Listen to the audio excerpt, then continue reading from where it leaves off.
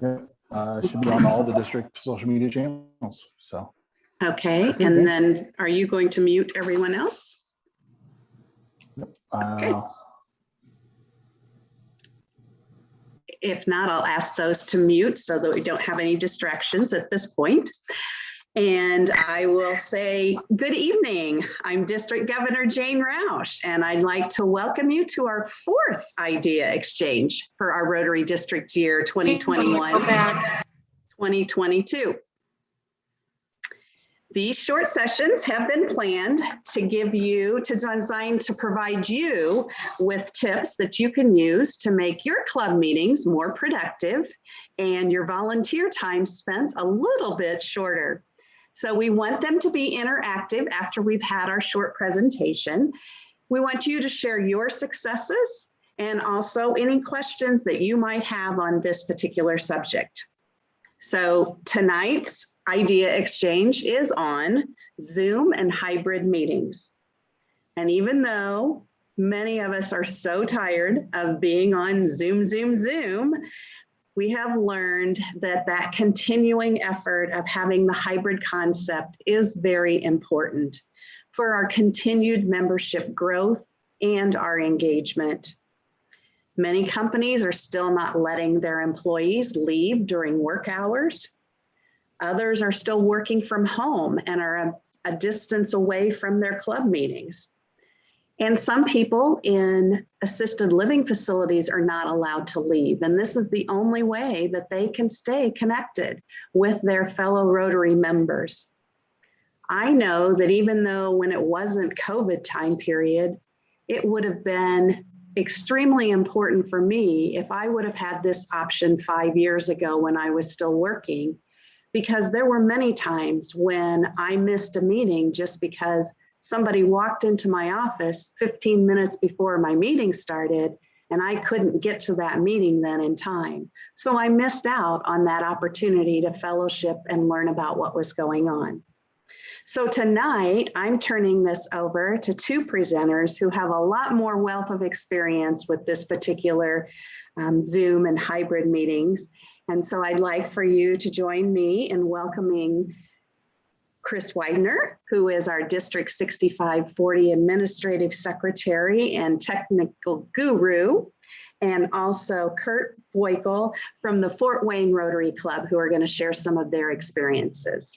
Thank you, and take it away, Chris. All righty. Everybody should be able to see my screen at this point with the turkey on it. Click on it for me, would you?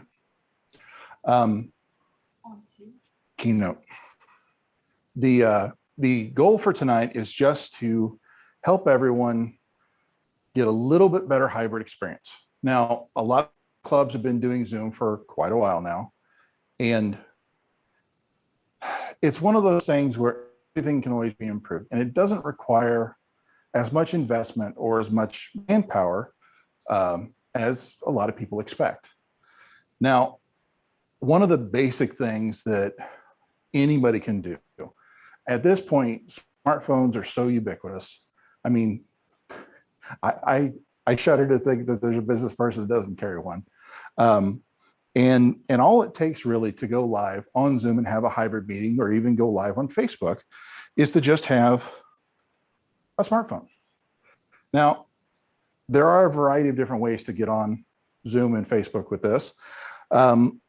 And you'll hear different opinions. There's people that swear by iPhone. There's people that swear by Android. And we're not going to get into that debate tonight. iPhone. Anyways, the simplest thing, a lot of clubs when they first started doing Zoom would just prop this up on a table and you're live. Now, there are increments to what we can do with technology. And it doesn't have to be an expensive increment. One of the cheapest things is, if you're going to start out with a smartphone, just get a tripod. They sell a variety of these clamps that will hold the phone, and that just steadies it during the meeting. That way nobody's going to have to stand there, keep an eye on it, or have it to where it's aimed up somebody's nose. The problem with it is the people can come in and see your in-person meeting while they're, 100, 1,000, 10,000 miles away. Not that I know that we've had anybody from the International Space Station or the moon log into a Rotary meeting, but it's possible. It's possible.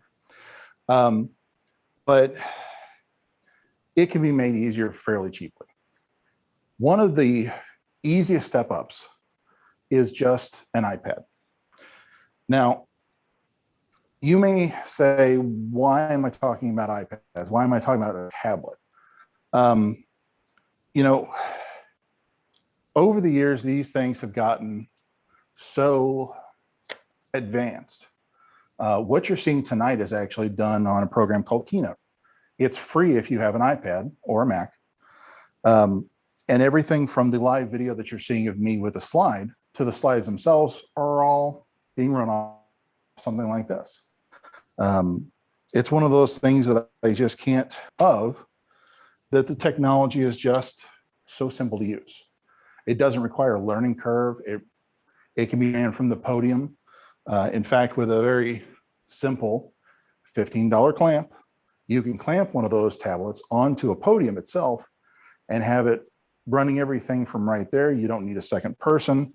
So if you don't have a lot of people that would necessarily be technically literate or that would necessarily want to volunteer to perform those duties, you don't have to have anybody else to do it.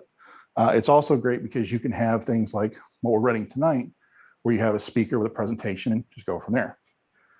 Now, there is something, a device called the Facebook portal, and it's actually for those clubs that really haven't gotten into or that are a little more leery of doing anything that involves a computer, a tablet, or a smartphone. This is a Facebook portal. As you see on the screen, these things run about $100 to $150. So as far as getting your club onto Facebook itself, either live or on Zoom for a hybrid meeting, this has the microphone, the camera, and everything built in. So for this little compact package, especially for a smaller club where you wouldn't necessarily have somebody else to be that Zoom controller person, it's a great way to start in. Now, the other thing that really makes that the easiest point of entry is there's just an HDMI cable on it. So for plugging into a projector or a television for whatever venue you're using, it's two cables, and as long as the venue's got internet, which, by the way, everything we're tonight, if the venue doesn't have internet, that's a whole other can of worms, and that's for a different series of discussions. But you can plug this box directly in the projector. You can see everyone on the Zoom meeting, just like I am right now as we talk. And they can see you, they can hear you, you can hear them. It literally is as easy as it gets. Now, it's not the highest quality thing in the world. It's good quality. Don't let me don't quote me as saying it's the low end. It's inexpensive, but it is a good way to do it. The next step up, of course, is using either a laptop or a dedicated computer. Now, a lot of us are familiar with this. I'm sure most of you on the call tonight are actually on a laptop or a desktop at home. Again, this really is kind of the beginning tier of getting this set up. The big thing to remember is most laptops, if they're more than a year or two old, don't have the greatest camera. So if you're using them for a meeting themselves, if you're more than 4 or 5 foot away from the laptop, it's a fuzzy picture. And the further away you are, progressively more fuzzy. Most of you will probably have heard the term Zoom fatigue.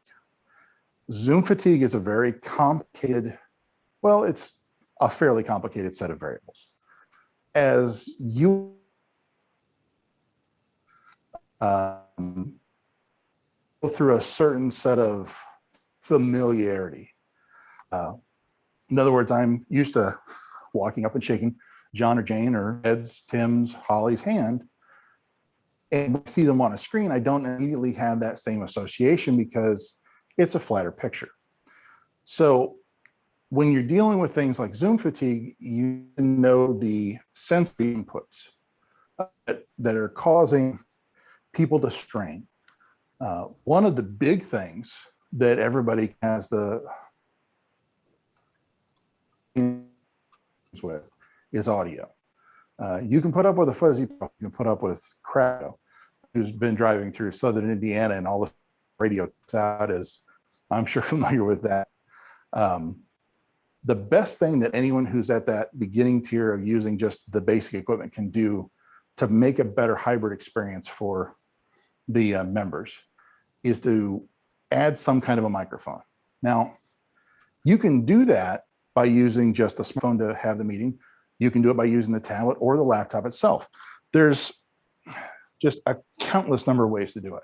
If you're using a smartphone, they make a nice little adapter that'll plug into most microphones that plugs straight in the phone, and you're good to go. If you're wanting to do something on a podium, I mean, we're all familiar with the good old Podium Mics. These can be plugged directly into either the phones, the tablets, or laptops too. These are kind of the things that I've been recommending. Anybody who really wants to do to really increase quality of what they're doing on Zoom or if they're live streaming. These are called a Rode Go wireless mic. Now, these packs actually come with 2 mics. I'm on one right now, and then this is the spare. The nice thing about this is, you know, if you're having a meeting with a speaker, you can always get an adapter, and then all of a sudden you've got a handheld microphone. So, I mean, that's not to say that this is the limit of what you can do with it, but audio really is the first key to the kingdom. The next really important thing is video, because if they can hear you clearly, you really want them to be able to see you clearly. Now, we can do a lot with that. The camera you're actually seeing me and several of the different district officers on is one of these. This is what they call a pan tilt zoom webcam. It will actually track me if I start moving around. I don't want to get to pan too fast. I don't want to make anybody seasick. But these are a much higher quality camera. They're a high definition camera at 1080p rather than the lower quality that are built into a lot of the laptops, which, by the way, is one of the nice things about a lot of the tablets and phones is they have very high quality cameras built in, so you're not having to worry about that. But if you are trying to use a computer, the cameras are just a really great way to go. And you can actually say the sky's the limit there too, because once you go adding on webcams, you can add things like higher quality camcorders, equipment where you can switch between presentations and cameras or multiple cameras in a meeting. Most of the clubs aren't going to need anything anywhere near that. But by the same token, the technology is out there, and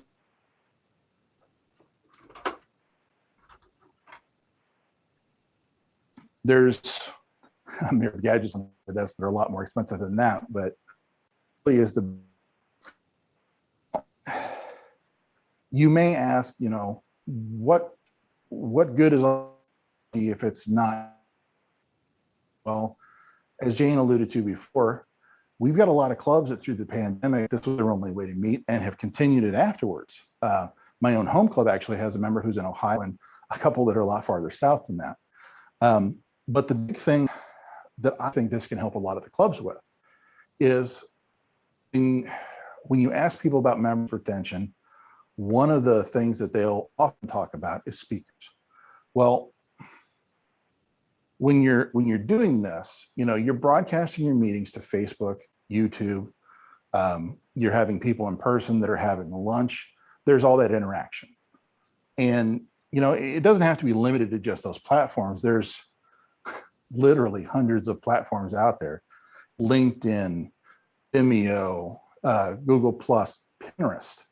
There's just so many places where you can put information about your meetings out there. But in token, all of this builds towards one really interesting thing, and that's remote speakers. Just because you're meeting in person doesn't mean your speaker can't be coming in via this method. My home club, Rensselaer, has actually been doing that mostly with a lot of arm twisting from me since 2013. We've had international speakers dozens of times. some people that would have never been able to have visit the club otherwise.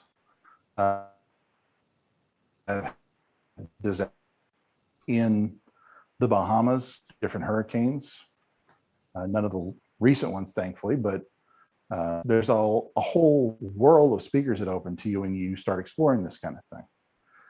And it really just depends. And as much as I hate to say this, it really does come down to one factor: budget. There's a whole lot of lists that I'll make available to everybody after the meeting, and that I'm going to plan on posting on the district site that kind of helps you narrow that down of, if we allocate X number of dollars, what are our options? I mean, it's not an A to B thing. So if you've got questions, definitely ask at the end of this meeting, or if you're watching this as a recording, feel free to reach out to me or any of the district officers, and we'll help you as best we can. I know that there's a lot of uncertainty right now. We don't know what's going to happen.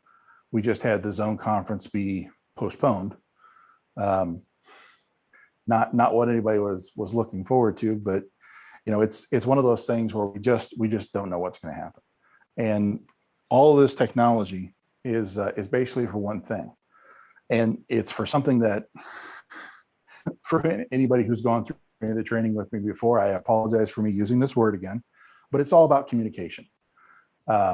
We've got so many things that we can do. It's just a matter of what keeps us communicating best, what allows us to do those things back and forth. And actually, based on that, I do have, before we get to Kurt, I do have something that I want to throw up there with Jane's permission. I have a couple of polls I want to throw up just to ask you a couple of questions. And that can really help us the rest of the conversation tonight. Now, first, I just ask everybody how you find out about tonight's meeting. I'm going to leave this up for about 30 seconds or so. But this goes back to the important part about communication, because different people communicate in different ways. See,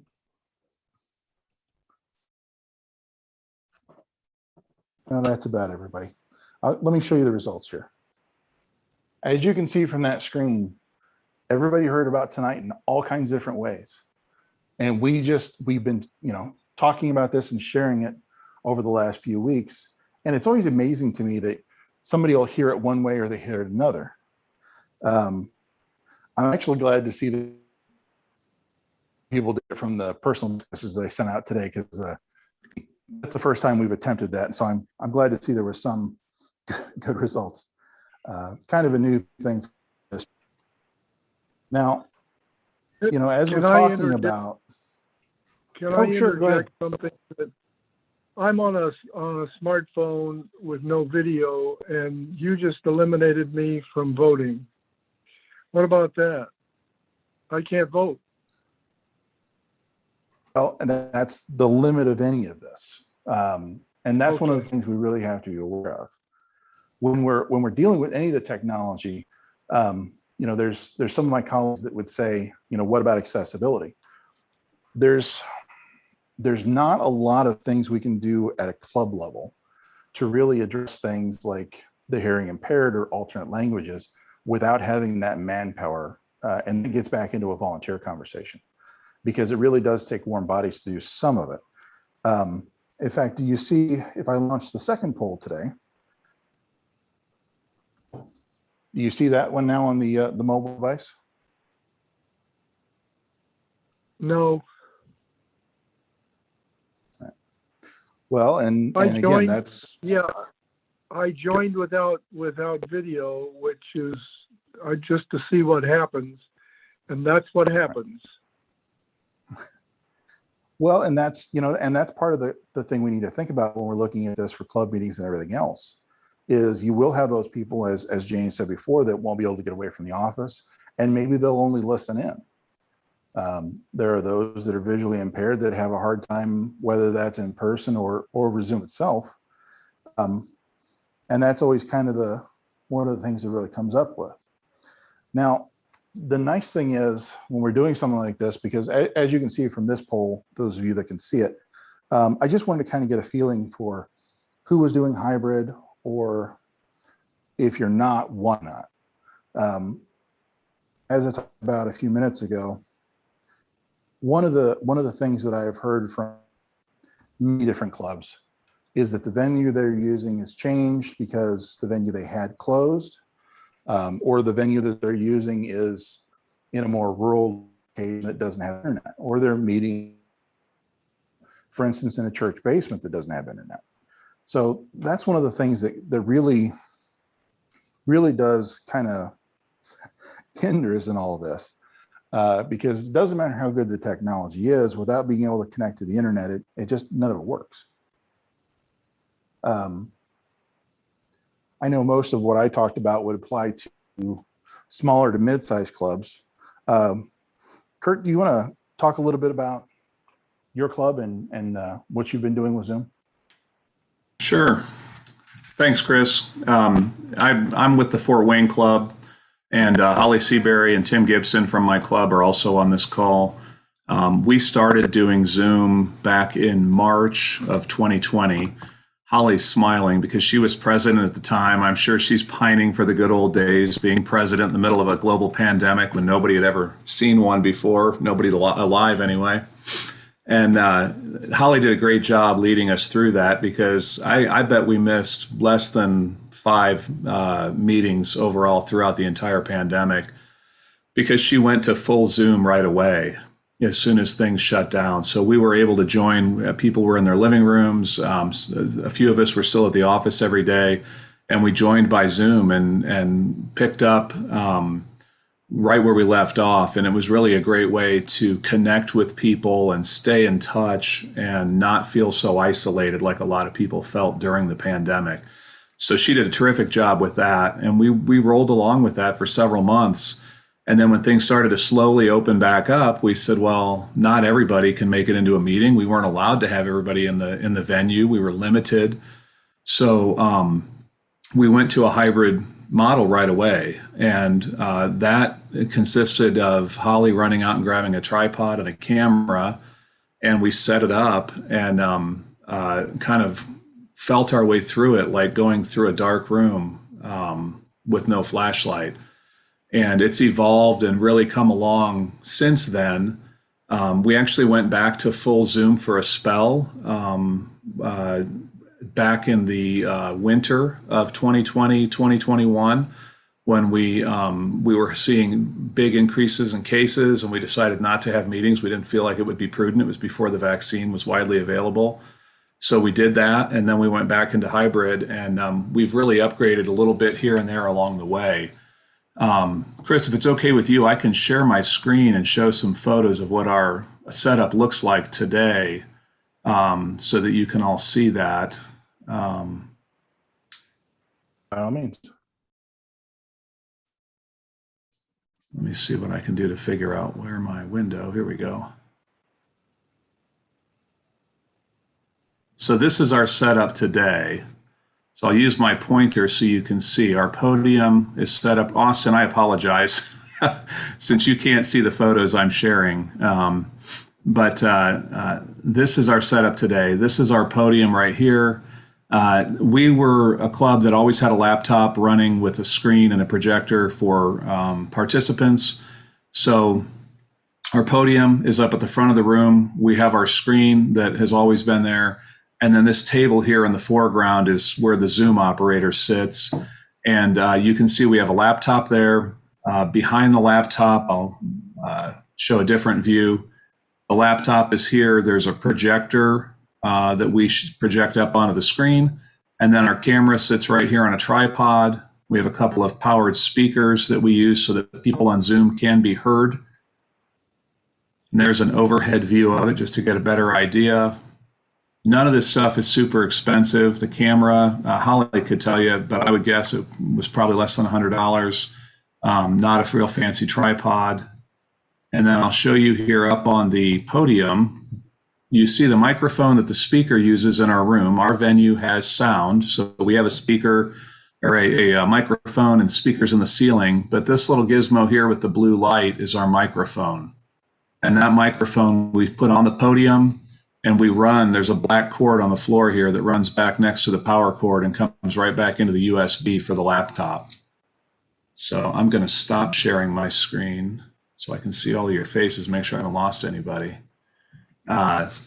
So it's funny that Chris says that audio is primary, because for us, audio has been our Achilles heel for 17 months or however long this has been. It is the absolute bane of my existence. And we can get audio, we can get people to see what's going on in the room, but to get them to hear it and be able to hear it well and connect has been miserable. And I don't say that to try and scare anybody, because I feel like we've learned some lessons and we've come a long way. That little microphone I showed on the podium, this was only the second week that we've done that. It took me a while just to wake up and say, why don't I order a USB extension cord for that? And so we did that. And last week I wasn't at the meeting, but I heard it went very well.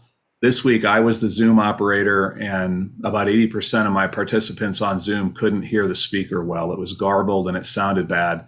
I've not had a chance to go back to the recording and watch it and see how it sounds on the recording. I have had a couple who said I can hear him just fine. I think what we experienced today was the tone of the speaker's voice. He had a very low baritone, kind of a radio voice. He held the speaker very close, or the microphone very close to his face, and the speakers in the room and the ceiling were turned up pretty loud. And I think all of that combined to make some issues for us. So what we did is we turned the volume down in the room. We tried different things in the chat. We were trying to work with people to figure out what was going on, but he was the only one we had a problem with. When Lynn Gilmore, our president, was up, everybody could hear her fine. Another lesson we learned was that when questions are asked or presentations are made, it works best to have them come up to the podium where the sound is. So that's just one of the things that we've gone through. For us, though, the laptop, the projector, and the camera have been steady. We've been using those since the beginning.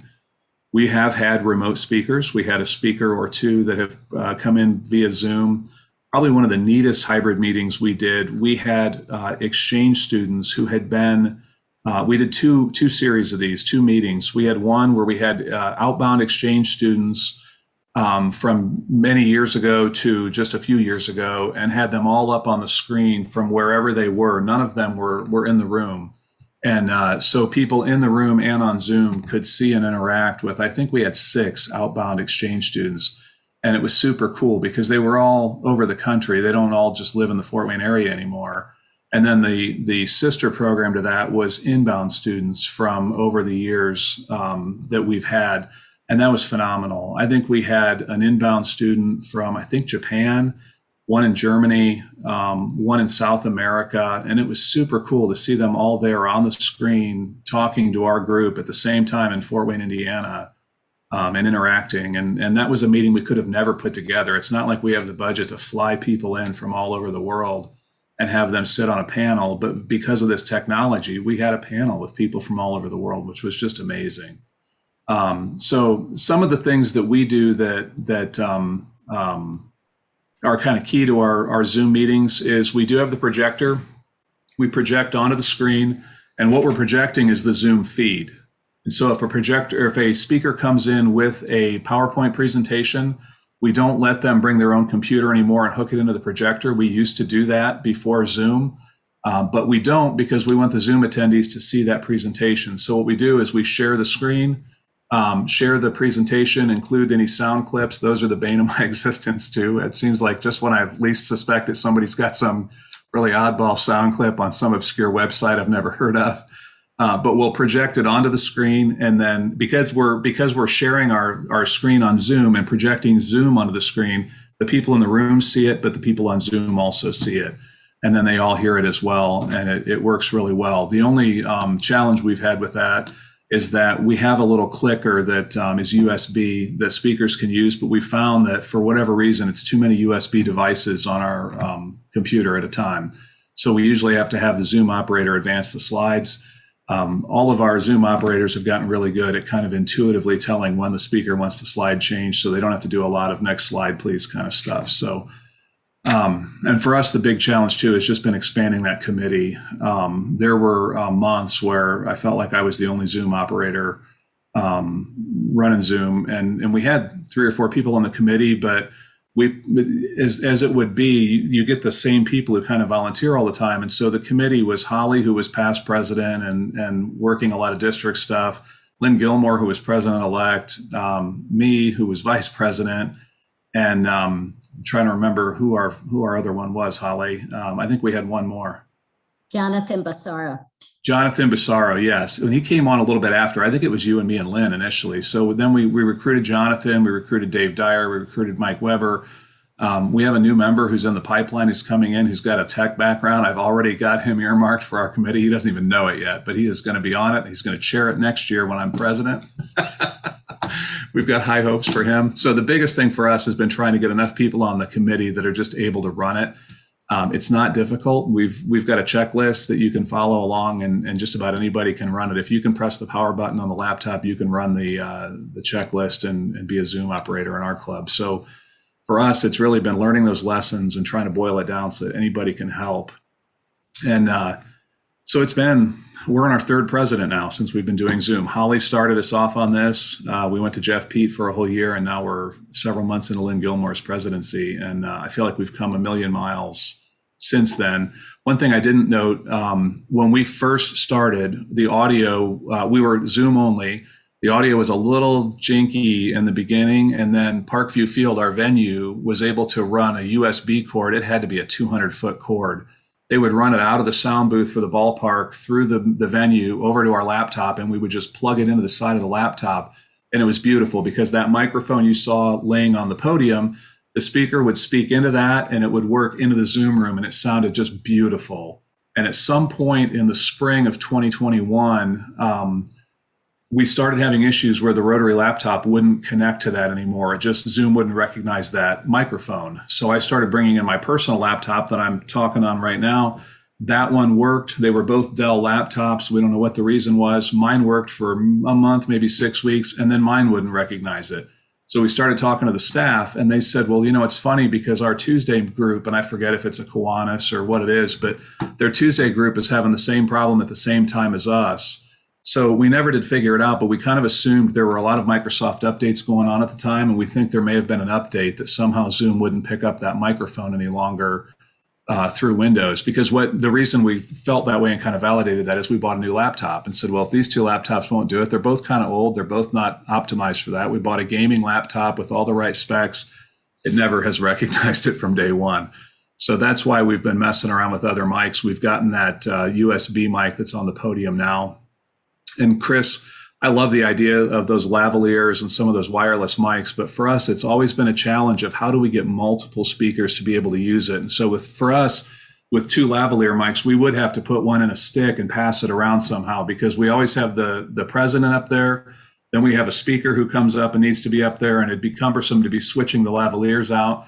And then we also get a lot of stuff from the peanut gallery, people with high fives or announcements or things coming up. And so we're still trying to figure that out. We have 2 microphones from our venue. One stays at the podium and one gets walked around by a volunteer for those high fives and other announcements and things.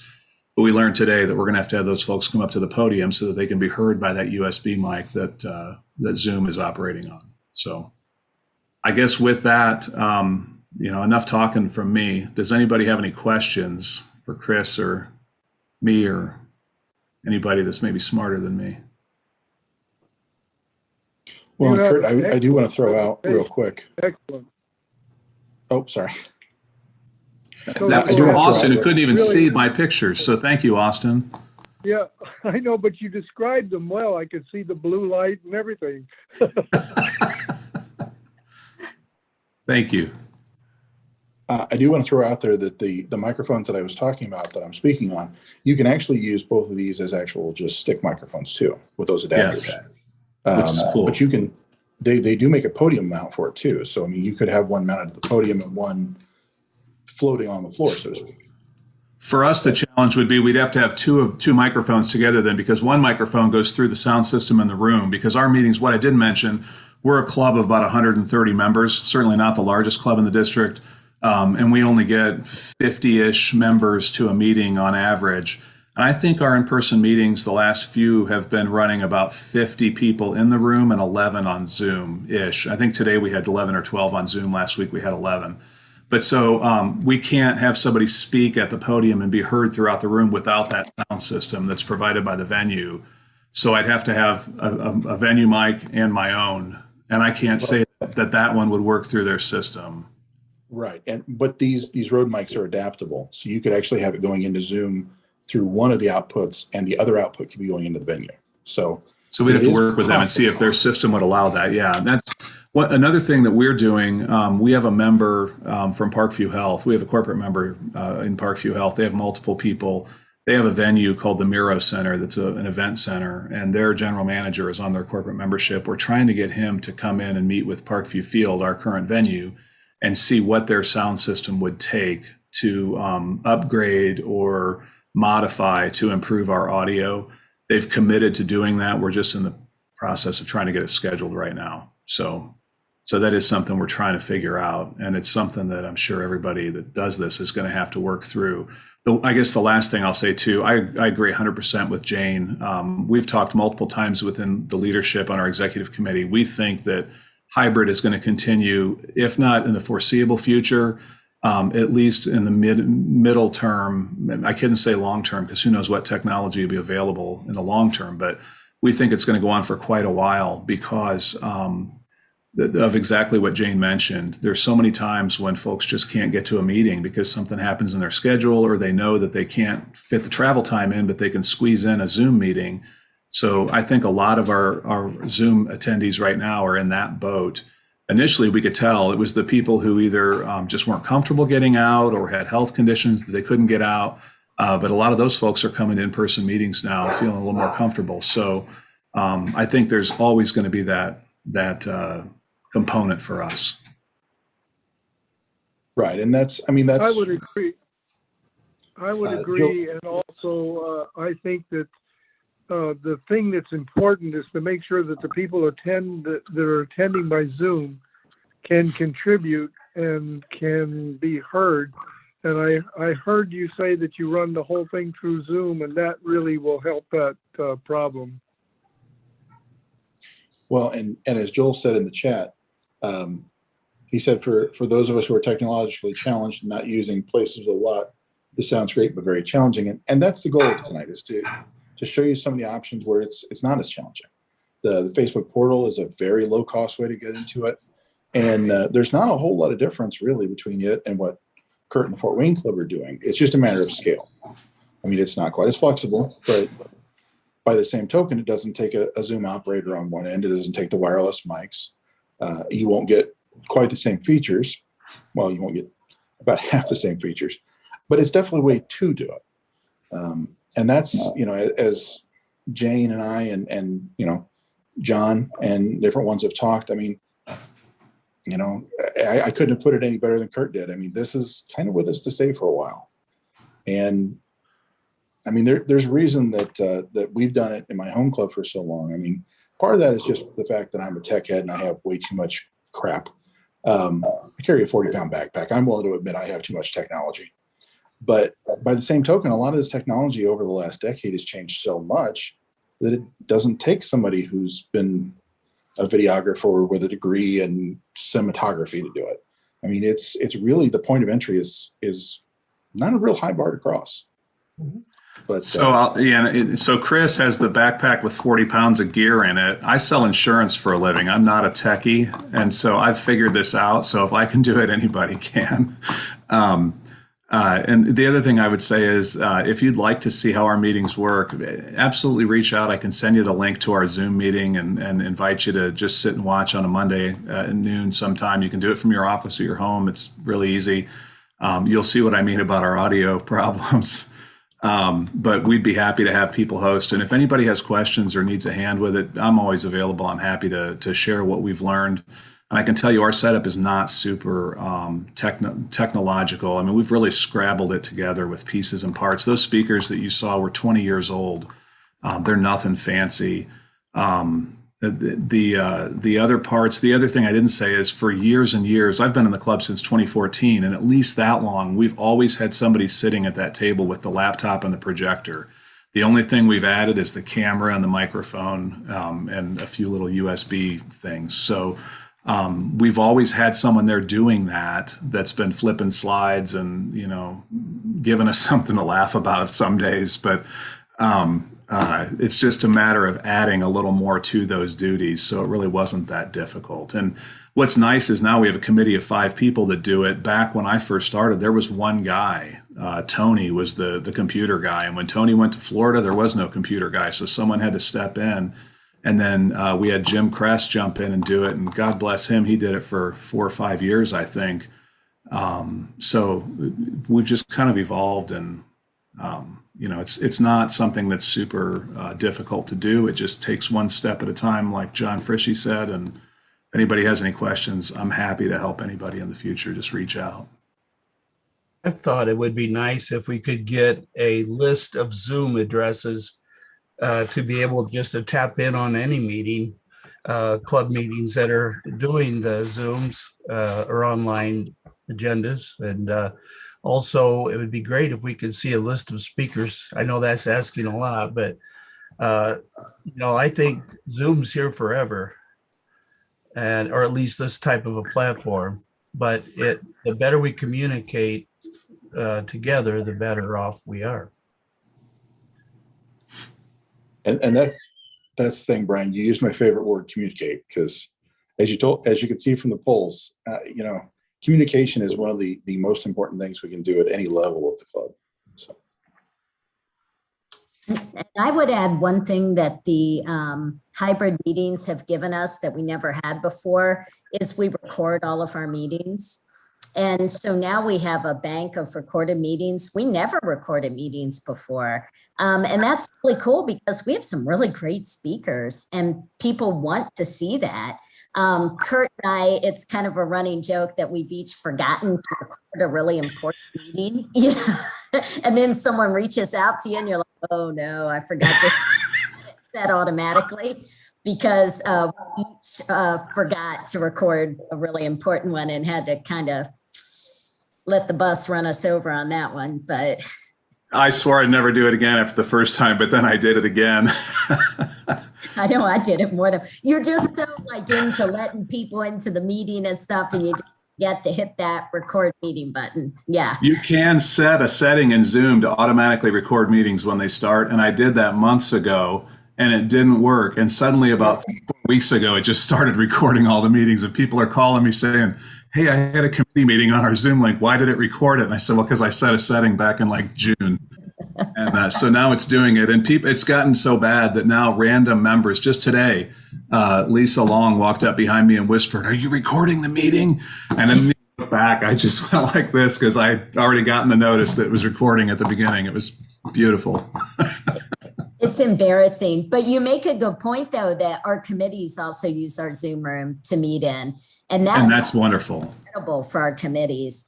I mean, we all know how hard committee work is when you're either having to attend another in-person meeting or you're having to come to your meeting at 10:30 for 2 committee meetings, and basically your whole day is shot.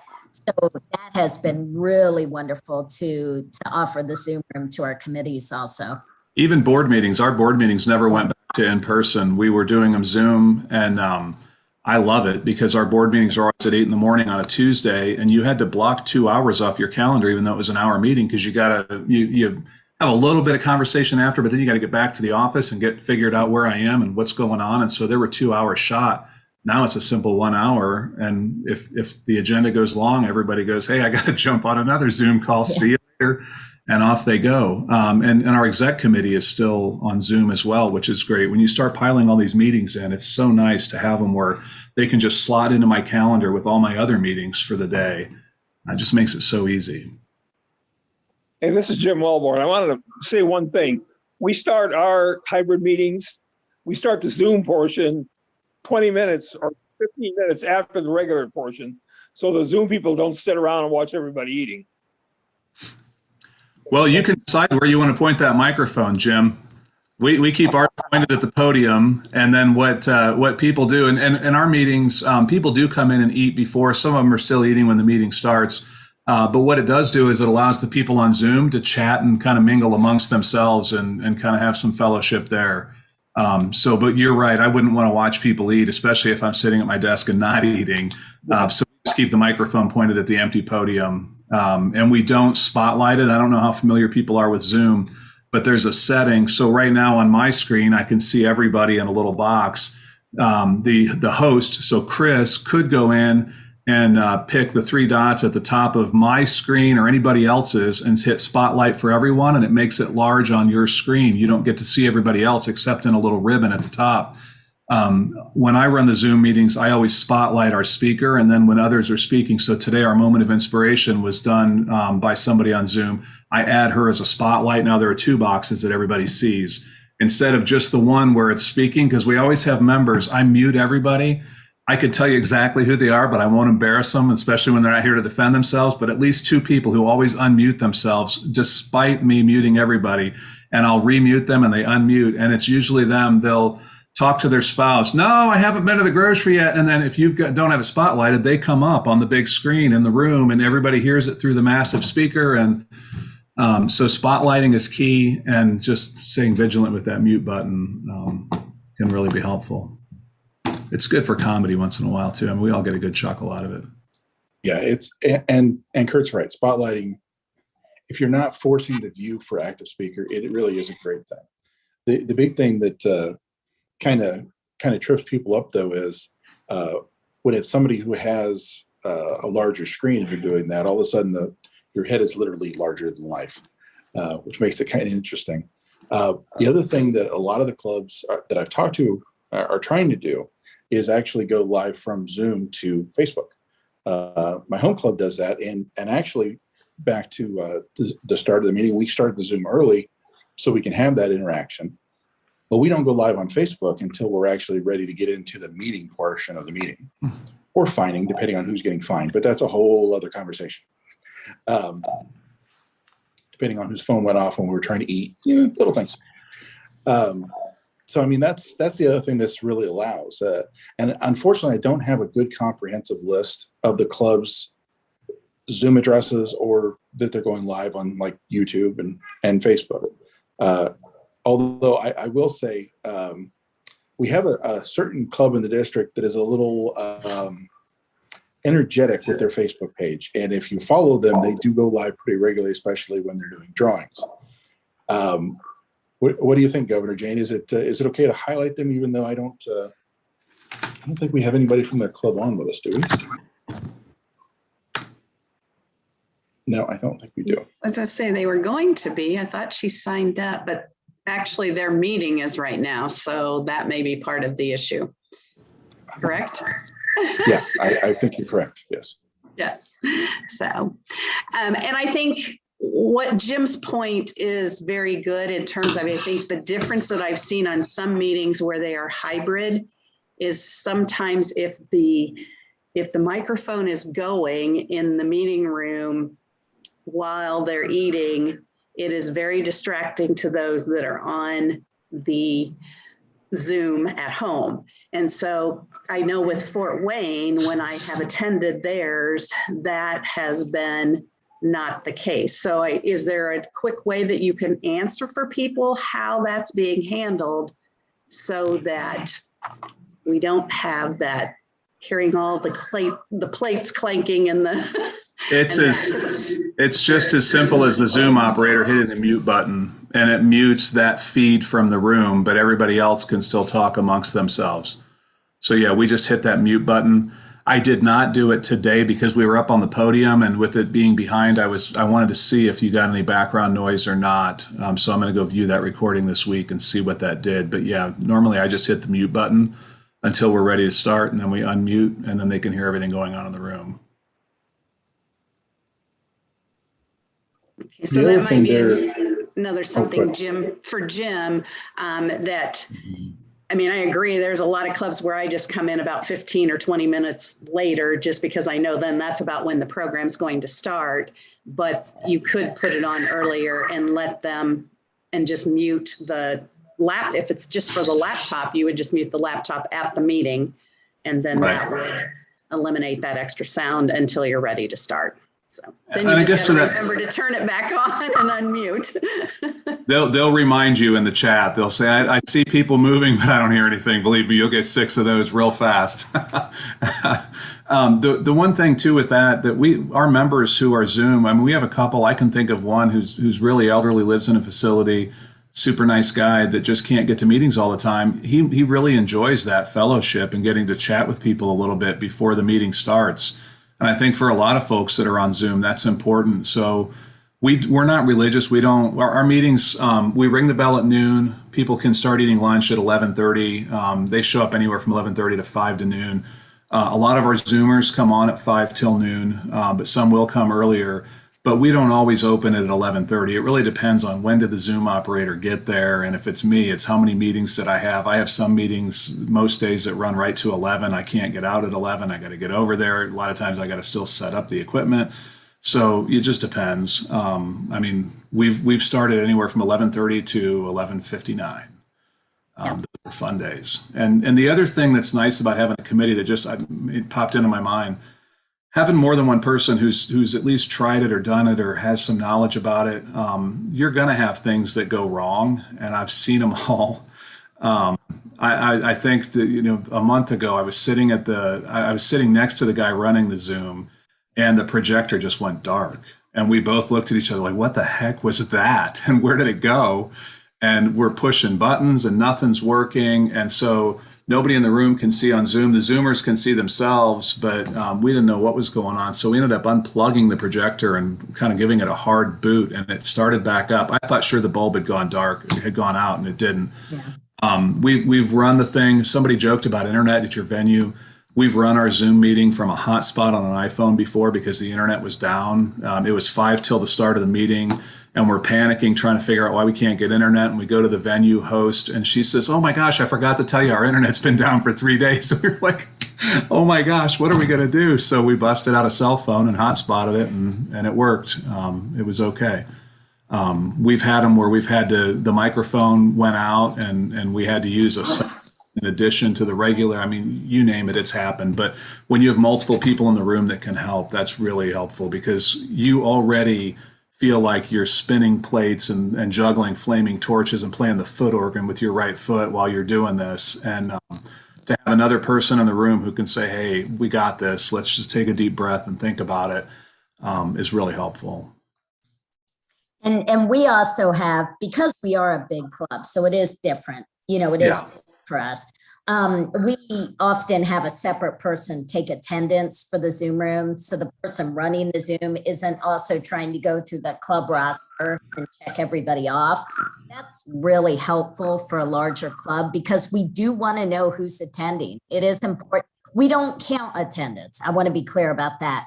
We don't require attendance, but we use attendance as a retention tool. So if we haven't seen somebody for a few weeks, either in person or on Zoom, we want to reach out to them. And I would say one thing this Zoom, converting to Zoom right away and staying on Zoom throughout the entire pandemic did was membership retention, because we had people like John Kowalczyk, who I think has been in either Chicago, Florida, or Michigan for the entire pandemic, but he has been in our Zoom room every single Monday. And if it weren't for Zoom, we would not have seen him for a year and a half. And I don't know that he would have retained his membership.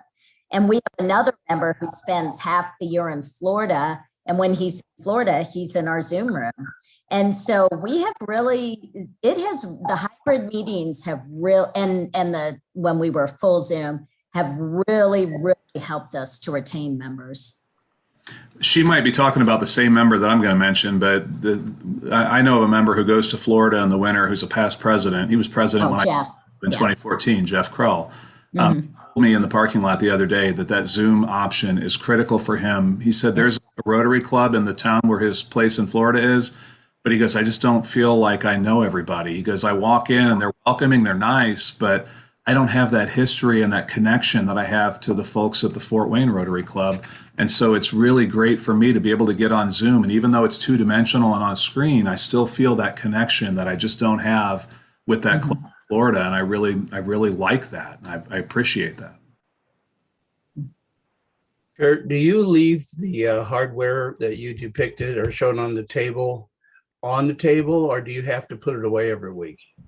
We put it away every week. We've got about 3 computer bags that it all goes into, and it's just, we coil everything up, throw it in these bags. We've got some space in our venue where we're allowed to keep our materials. So we have a house committee that puts out banners and the flag. That flag is the venues, but we have to still put it out, and they'll put out the vine bowls. And up until this week, we're putting hand sanitizer on all the tables. So we've got a space to keep all of that. It just goes in that area. There's 3 bags.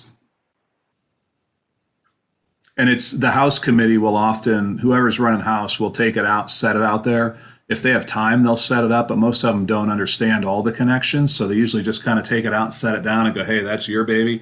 And I'll admit, when I was doing house, when we just had somebody running the laptop, I never liked connecting it. It was like, hey, that's laptop, projector. And I was always, about the time I touch it, a speaker for the guest speaker would walk in and go, hey, what do I do with my thumb drive? And it's like, whoa. Jim's not here yet. I can't speak to him. Well, it takes dedication. It takes dedication from your club to get those things done, because you can't just do that in 2 minutes. No, that's true. And that's why there have been times we've set up at 11:59, because you come walking at 11:45 and go, oh my gosh, I still have to set all this up and get it booted up and get the internet connected and all that jazz. It's not hard. It just takes a few minutes. So, but it does give some members a chance to do something who have not had a chance to do anything before, and it may be behind the scenes and plug in equipment or whatever it is, but it's something they can be hands-on. Some of you may have members that are experts at Zoom and you just don't know it. I mean, the workplace reality today is that you have to get pretty good at that. I don't use Zoom in my office. We use Microsoft Teams, but I have days where I spend 8 or 9 meetings on Teams. It's just a grueling pace of Teams meetings. So you get pretty good at it. You can tell in our company who's on Teams a lot and who's not when they're in a thing, no, I don't know how to share my screen. It's like, how many Teams meetings do you do a week? Oh, maybe 1 or 2. Oh boy. I got 3 in by lunchtime. I can share my screen. Well, and the thing to remember, though, is depending on the size of your club, I mean, my home club, the in-person members are only running about 10 people right now. So something like the Facebook portal, it only takes somebody about 2 minutes to plug into the projector system. It's already built in the room. So there's not nearly as much setup. A lot of it depends on your venue. I mean, you guys have a much bigger venue. We do. So, I mean, don't let that intimidate anybody who's listening to this. I mean, there's so many variables that go into it. If it's something where you want to try and pursue some of this, definitely reach out and let's talk about the venue, because that really shapes the conversation. And that's a great point. That's a really good point, because our meetings are so big. When Chris says audio is primary, and he's absolutely right, and it's the bane of my existence because it's such a big room. I mean, we have 13 tables that are round tops that you could put 8 people at. We put anywhere from 4 to 6, depending on the levels of the pandemic. So it's a big room to try and pick up sound in. If we're talking 10 members, you could do that on a cell phone with no problem, and the audio wouldn't be bad. You don't need to have the audio setup we've got or the issues that we're having because it's a smaller area. If I just had to get 10 people together, spread across 2 tables, it'd be a piece of cake to do audio. Yeah, and in the case of the original adapter I showed for plugging in a microphone to the cell phone, that's got a 10-foot cable. So if you're doing something where you're not spread out that far, one of those adapters will get you perfect audio. There's no wireless. There's nothing to mess with. It plugs directly in the phone. That and a tripod is, for small members, is really all you need. Even up to about 50 people. I mean, if you get one of the clamps and you're attaching that to your podium to do a meeting, you don't really have to have anything more. I mean, one of the big advantages, and I don't have it next to me, unfortunately, it's over on the other end of the table. One of the big advantages, especially if you're looking at something where it's tablet based, is all the slides I did today that showed my picture were actually right there in Keynote. So literally you could run the entire meeting off of that one device, have your PowerPoint or Keynote, however you want to call it, and one person can do it, and one person can do it from the podium. That's a good point. I mean, but as Kurt said, there are challenges no matter what size club it is. It's just a matter of understanding those challenges and planning for them. I mean, luckily Kurt's it sounds like you guys have got a really great venue that you're working with that's really responsive. Not all the clubs are that lucky. And if you're meeting in, it's just a standard old meeting room, sometimes those have just a conference room speaker, and conference room speakers for Zoom. As Kurt said, audio is difficult sometimes, and those conference room speakers are very staticky, depending on what they are. It's just, they weren't designed with the same technology in mind. But yeah, I don't know. I'm sorry you have to leave us, Jim. But I hope you got something out of the meeting. But like I said, and there's different things you can do to even ramp up those little experiences. As you may see on your screen with myself and Governor Jane, that little corner bug, the little icon for the district, that's something that Zoom just rolled out in the last 2 weeks, where we can do an overlay that has a logo. Kind of a cute little feature that I got turned on just in time for tonight's meeting. So it's not something where you need a ton of equipment. I mean, I won't admit to how much I spend on equipment in a year. It's a chunk. So if you've gone any of the rest of the exchanges, I mean, you've seen a lot of different graphics that I do, and that's all based off of experience and equipment and software and equipment. But there's a lot of things you can do. It just takes a little bit of practice and not being afraid of it. So, Governor Jane, did you have any final thoughts for today, since we're right at the top of the hour? Yes, I'll just finish with, I just want to thank everyone for being here. First and foremost, thank you to Chris and Kurt for sharing these tips with us this evening. Yes, I give them a big round of applause. One thing I did want to comment to Brian on is that last year we did provide some speakers that were great to bring in over Zoom, and we can certainly share some of those again. There's several different programs that can be presented over Zoom, and they're very informative about different groups that are partners with Rotary and doing different projects around the world, and a lot of different options. So we'll try and get some of those put together for you and share those also. We normally like to have one of these the second Monday of each month. So watch the newsletter and social media for more details. But I'm also going to put this out as a challenge for those of you that are on this meeting. Share with us what you would like to hear more about that would help your club, because that's what these are for. And we want them to be interactive and give and take. So a time period where you can provide questions specific to your area, and we're going to try and do what we can to help, and we'll bring in the appropriate speakers to make it happen. The other one then is, the last one I'll say is, I hope you'll all come back and join us on November the 4th, which is going to be our virtual district 6540 Rotary Foundation Gala. We're expecting to have a great time with musical entertainment, lots of inspiring stories and messages and videos. And we would like for you all to join us on that date. You can sign up at gala.rotary6540.org. And just again, thank you for being here tonight. I think it was a great interchange of ideas and questions and information. And together, we're going to just continue to serve and do more and serve to change lives during this year of Rotary.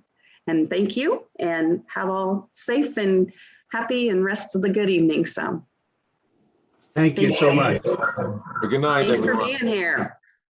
Good night. Yeah.